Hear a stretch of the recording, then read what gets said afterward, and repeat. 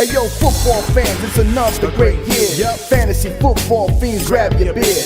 Giving you the best draft tips for all your picks. Starts and sits to the waiver wire fix. From mock drafts galore to stats that's hardcore. Triple F does it all, have y'all screaming more. So sit back, relax, let the experts prevail. JT Magnum, Siggy Guns never fail. What's up, fantasy sports fans? My name is JT Magnum, and this is Siggy Guns, and we are back for the Stardom Stidham Show, the first one of the year. Week 1, we're all pumped. Fantasy Football Fiend Stardom Stidham Show. And it's going to be a little different this year. I'm going to explain everything real quick. No more rankings on the bottom ticker. I'm not doing it anymore. It's a pain. It's a hassle to click through all of them to try to make sure you get them all. So all the rankings will always be on the website. You can check those out on the website, magnumsportsnetwork.com, along with sleepers and waiver wire picks. We will post them, and I will change them as we go along if we have to change them, if injuries happen, because this show is recorded on Tuesday and posted on Tuesday, or sometimes it will be recorded on Monday night and then uploaded on Tuesdays. We're going to try to make sure we always get it to you early on Tuesdays. So if there are injuries, if there are substitutions, changes in depth charts, things like that, we will put the changes on the website, and in the comment section we can always say stuff. So a lot of people will say, oh, you have this person in the comment section. If you see this video and you happen to see that we're saying somebody, and they go, oh, well, that person's hurt. Well, we recorded this early, so that's why. We're trying to bring you the earliest content we can with what we feel like and how we see it, so that's how that goes. Also, we are a partner affiliate of DraftKings. We do now have, we're going to be hosting a weekly fantasy football challenge. You get to play against Siggy and I on that fantasy football challenge. It costs $1 to buy in. Right now, there's 40 people in that. You're welcome to join it. The link will be in the description below. All you got to do is click on that link, join DraftKings if you're not in it. Pay your $1 or pay whatever you got to pay to join. I believe it's $1. The top 3 winners win some money, and it's a chance to be able to face us every week in your fantasy football. So it's a lot of fun. I definitely like DraftKings a lot. Siggy plays all the time. It's a new thing we're doing. Also on the website will be our DraftKings rosters and things like that, our DraftKings updates. Siggy will be handling that. I'm not sure who he has or what he has for it this week or what's going on, but I'm sure he'll be able to post it on the website and show you guys his picks for DraftKings that week. I'm trying to think of anything else I can think of real quick. Also, like I said, though, it's only starts and sits this in from now on the episodes of the Stardom and Stidham Show. Sleepers and waiver wires, once again, are on magnumsportsnetwork.com. You can go and check those out after this is uploaded, or maybe tomorrow, things like that. It should be up, but it will be up before the Thursday game, obviously. So let's get right into it. Let's go with the starts first. Siggy, who's your quarterbacks, your 3 quarterbacks for starts this week? I got Matthew Stafford against Indianapolis, Kirk Cousins against Pittsburgh, and Derek Carr against New Orleans. And I'm going to talk about Derek Carr because everybody is probably saying that he's going to be your number 1 star of the week. New Orleans defense is just that bad against the pass, and in the preseason didn't look any better. And let's just face it, the Oakland Raiders, even if they're behind, which I figure they will be, they're going to be throwing very heavily. So I definitely have Derek Carr and Amari Cooper as top options. And I know it's pretty shocking considering that you have a lot of good quarterbacks in the league, but this is somebody that I really think is going to have a really good game against New Orleans. So look for 300-plus yards, maybe 2 touchdowns even. I think it's going to be good for the for Carr and the Oakland Raiders. Yeah, I don't see New Orleans defense improving either yet, so I don't see it. But my quarterbacks are Marcus Mariota, Derek Carr as well, and Alex Smith. And I'll talk about Mariota going against Minnesota. Now, usually Minnesota's defense is one of my top defenses this year. But the problem right now is Teddy Bridgewater's out. Sean Hill is starting. So you don't really know with turnovers and the way the offense is going to move. I don't know if the offense is going to be able to do much against Tennessee. And so with that, putting the defense in bad spots, leaving them on the field for long periods of time, I think that Minnesota defense might wear it down, especially with that run game with Derrick Henry and DeMarco Murray. Marcus Mariota is going to have a field day. I think he's going to be able to run. He's going to be able to throw a lot. And with Minnesota being on the field a lot, I just don't see them having the greatest game against Tennessee this week. I think they're and it sucks because and on top of that, they're at Tennessee, so playing on the road is even more difficult in that sense. And Mariota plays well at home, so I really like him this week against Minnesota. Who's your 3 running back starts?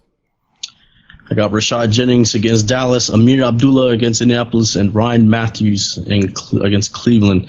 I'm going to talk about Jennings. Jennings did very good for the Giants in the preseason whenever he did play. I know they rested him a lot. He solidified the number one spot, and the Giants against the Cowboys, I'm expecting their defense to not be good really this season. I think they're obviously an offensive heavy-minded team.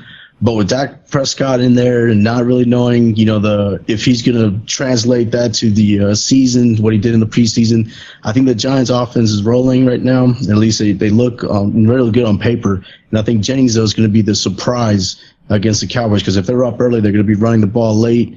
And I see Jennings just getting a big bulk of it. So he's somebody that I think is going to have a really good game against Dallas.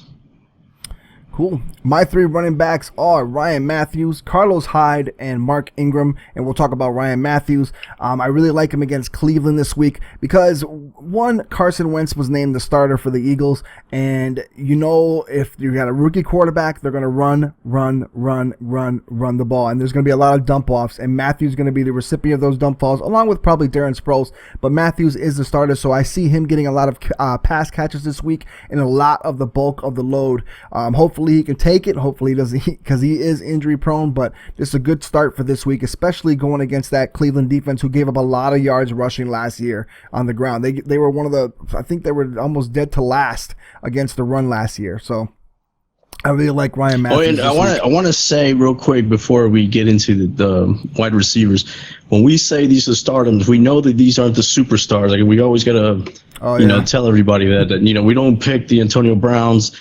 And by the way, sorry I said Antonio Bryant in the wide receiver show, but we don't pick these guys because those are always must starts, no matter who the matchup is. So these are the ones where on the fence kind of guys where you think, okay, do I pick Abdullah? Do I pick Arian Foster, stuff like that. So that's the reason why we list these names that not many people are going to have in their stardom center show because it's easy to always pick, Drew Brees every week as your starting quarterback or Peyton Manning, or not Peyton Manning, but what's his face, Tom Brady, whenever he wasn't suspended.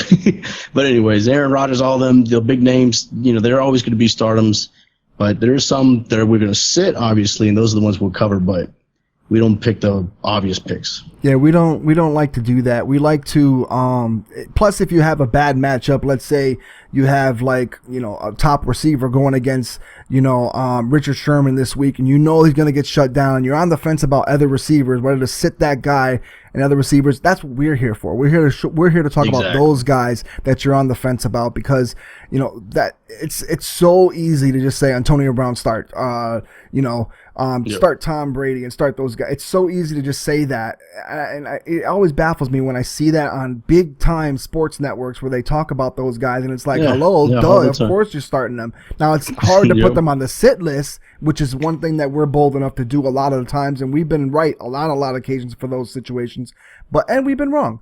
But in fantasy football, you're not always 100% correct. It's all about predictions, all about matchups and how we feel the matchups go, and that's how we've always done it, and hopefully it helps. And you obviously guys with the daily fantasy sports play DraftKings, it's always these little guys that are the difference. You can't pick the Adrian Petersons and Todd Gurley's and all that all the time. So you're gonna have to look for these running backs that nobody really picks because they cost less than what you have in your salary. So guys like Ryan Matthews, Rashad Jennings, nobody's going to be playing. Also, the percentages owned is what makes a difference. Because if you have Jennings is only owned by 2% of the league, go off for 30-something points in DraftKings, that's going to be way better than paying, X amount of dollars for Todd Gurley and he only gets 20 points.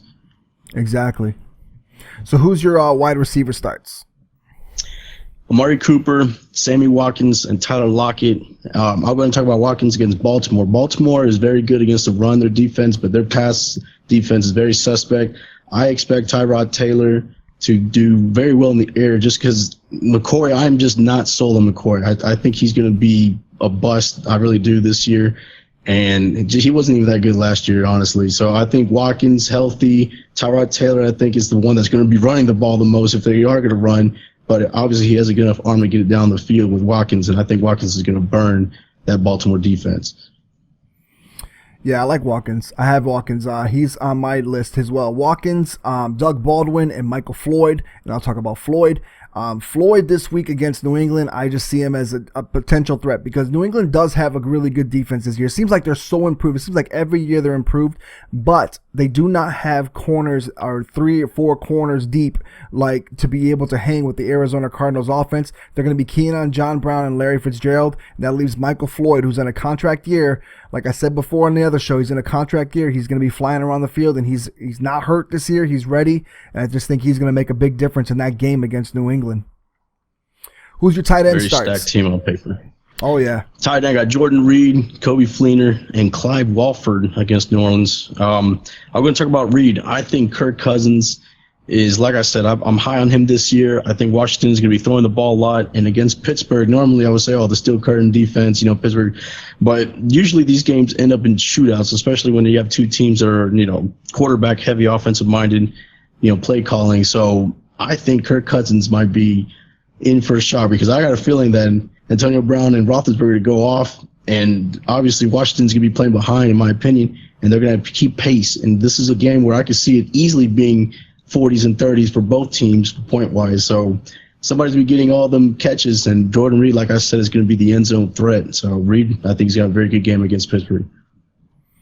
Yeah, my tight ends are Vance McDonald, Zach Ertz, and Zach Miller. And I'll talk about Zach Miller. Zach Miller is playing the Houston Texans. There's got to be one bright spot playing the Texans and being the Bears. And the Bears love to go to tight ends, especially Jay Cutler. And with him going to be under pressure all game long, with Clowney and J.J. Watt potentially playing and chasing them all over the field, I just see Zach Miller getting a lot of catches, a lot of yards. Who knows how many points they're going to score, but I do know Zach Miller is going to have a pretty decent game, especially when Jay Cutler has to get rid of the ball as fast as he's going to have to, with Texans defense coming at him all day long.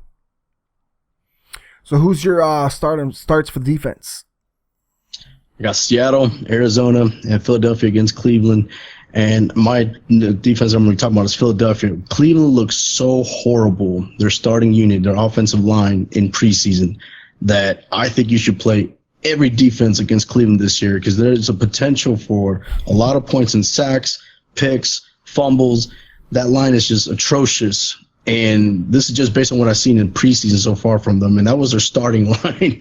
It just looks horrible. And I know Philadelphia's defense isn't that good, but I just had this feeling that RG3, somebody that likes to hold the ball a little bit too long, is going to just give points away to opposing defenses. So Philadelphia is my defense that I think is a must start this week. I think it might shock some people with that Jim Schwartz with the defensive coordinator now.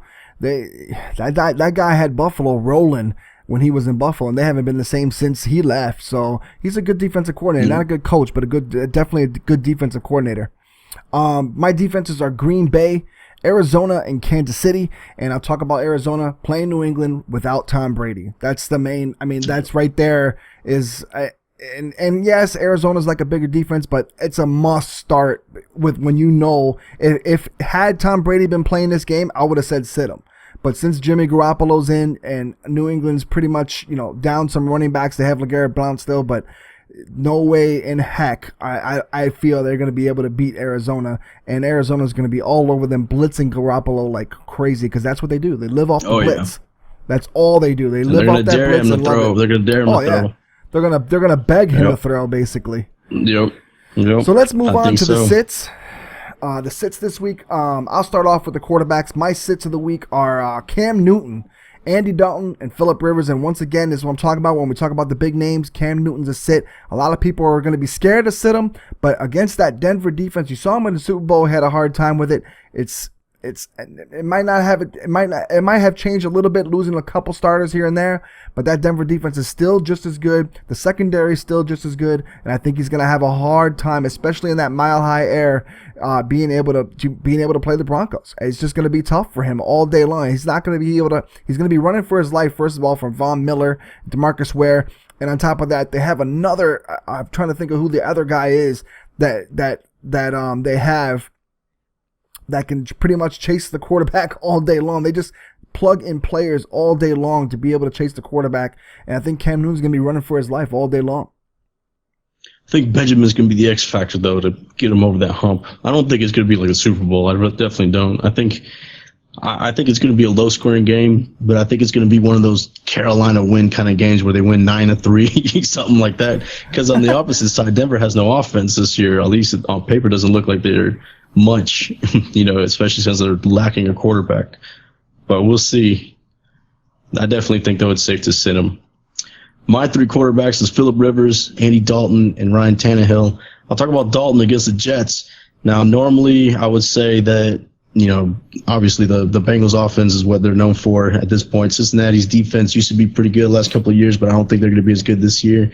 But with the Jets, their defense, Todd Bowles being a defensive-minded coach, and now really he has a full grasp on the defense. I think that the Jets defense is going to surprise a lot of people. And obviously, as long as they can shut down their main guy, A.J. Green, I don't think Dalton's going to be able to do much. The running game has been not as much as what they thought it would be with Hill and Bernard. So I got a feeling that Dalton's going to struggle against the Jets defense. Yeah, I have him on there too, so I feel the same exact way. Running backs for me, Arian Foster, Frank Gore, and LeGarrette Blount. And I'll talk about Frank Gore playing in that Detroit defense. A lot of people forget that Detroit's very, very good against the run. And they've been quietly good against the run the last few years. Even without Ndamukong Suh, they were pretty good against the run. And I think against Indianapolis, they're going to be keying a lot on being able to stop that run, and on top of that, stop Andrew Luck. And I just think that Frank Gore is going to have a rough time. Although he has had good games in the past against Detroit, but that was with San Francisco. But I just don't see them being able to block for him and utilize him the way they can. And I just see him having a rough time against that defensive front of Detroit this week. And their defense is much improved, and a lot more improved than people think. I definitely can see that. My 3 are Arian Foster as well, Jonathan Stewart, and Matt Jones. I'll talk about Foster. Obviously, any running back against Seattle is going to have, a down, sit him right away because Seattle's defense, especially against the run, is good. And then on top of that, Foster might be sharing time out the gate with Jahi. So the split carries is not going to be good for Foster, even though he's probably going to be more relied on the red zone. But against Seattle's defense, it just makes it even worse. So if you had Foster and you hope to plug him in this week, thinking he'll be solid flex or anything like that, not against Seattle. For my wide receivers this week, I have Jarvis Landry. These are all big names too, actually. Big names, especially if you're in PPR leagues. Jarvis Landry, A.J. Green, and Kelvin Benjamin all facing top-flight cornerbacks this week. Jarvis Landry, I'll talk about playing the Legion of Boom. Richard Sherman is going to be pretty much him and Jeremy Lane just all over these wide receivers for Miami this week. It's going to be a rough week for Ryan Tannehill, especially with the Legion of Boom and that front that gets to the quarterback so fast, making it even easier for the Legion of Boom to be able to close on balls and be able to, stay with the wide receivers. So I don't see Jarvis Landry getting a lot of catches, even though he's so-called saying, he's up for the task. He can't wait to face Richard Sherman and them, and he's all pumped and everything. Yeah, you can be pumped. Yeah, you can be excited about it, but it's one thing to talk about and one thing to actually do it. And when you end up doing it, chances are you're going to get pretty much low yardage, no touchdowns, and low catches. And that's what I see Jarvis Landry. That's what I see for Jarvis Landry this week. All right, for my wide receiver, I have Jarvis Landry against Seattle, Keenan Allen against Kansas City, and A.J. Green against the Jets. And I'm going to talk about Green. Green obviously be playing against Revis. And with Dalton already without Eifert, I don't see the offense doing much, especially since the running game is not going to do much against the Jets defense. So he's going to rely on other targets. And unfortunately, I think Revis Island is going to hold A.J. Green to less than 100, which obviously drafting Green, you're hoping for 100 and a touchdown almost every week. So Green, I think, is a sit this week. Yeah, for my tight ends this week, I have Antonio Gates, Rob Gronkowski, and Coby Fleener. And this is going to be the theme of the day. Another Patriot. I'll talk about Rob Gronkowski.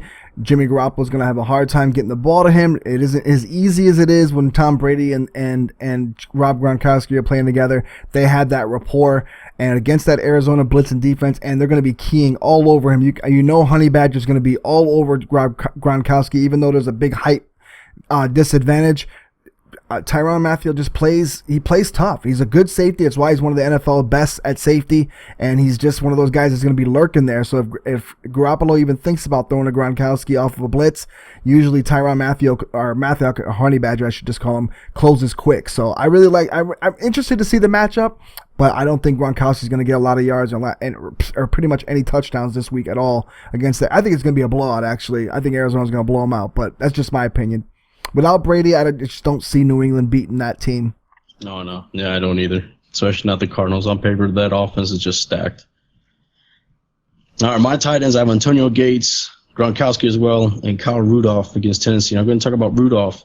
Rudolph, I would have said, is going to be having a good matchup against Tennessee with Bridgewater throwing at him, but with no Bridgewater now, I guess Hill, or even if it's Bradford or whoever's starting, I just don't see them doing anything against even a team like Tennessee. I think obviously Bradford is learning, and both of them are kind of learning the playbook. So Hill was never good even when he was with the Rams, and it's just funny that both of them end up in the same team again, Bradford and Hill, because Cook was good with Bradford. So if Bradford started, I would say Rudolph has a chance. If it's Hill, he wasn't good when Cook was there. So, I mean, like I said, it's just a mess. I don't think Rudolph is going to be in the plans this week. I think it's going to be more Adrian Peterson heavy. And if they are going to have to throw, I think you're going to see more so Diggs being the guy being used out of the slot and all that for short routes instead of the tight end. Yeah, I agree. I think Diggs is actually going to be the guy that benefits as well. But for my defenses, I have Tampa Bay, Minnesota, and New England, staying with the theme of this weekend. But Minnesota, I'll talk about real quick, and I touched on it earlier. They're going to be struggling only just for the simple fact that the offense is not going to be able to move the ball. They're probably going to be on the field a lot longer than anticipated, or a lot longer than they normally will be in a game. They're going to have to be dealing with DeMarco Murray and Derrick Henry running down their throats all day, along with the threat of Mariota even running, and on top of that, him being able to play action and pass, which he thrives off of, which that team is going to be doing a lot. Having to face Delaney Walker, the new guy, Tajay Sharp from the Titans. It's going to be a difficult day for Minnesota, I think, and especially playing on the road is just going to be a difficult task for them, and I don't see them up to that task at this point, especially in the first game of the season. Tennessee is going to be hype and ready, and I don't like their chances this week going against Tennessee. My three defenses in New England, San Francisco, and Dallas. Not going to talk about New England. We alluded to it earlier. Arizona's offense looks very stacked this year.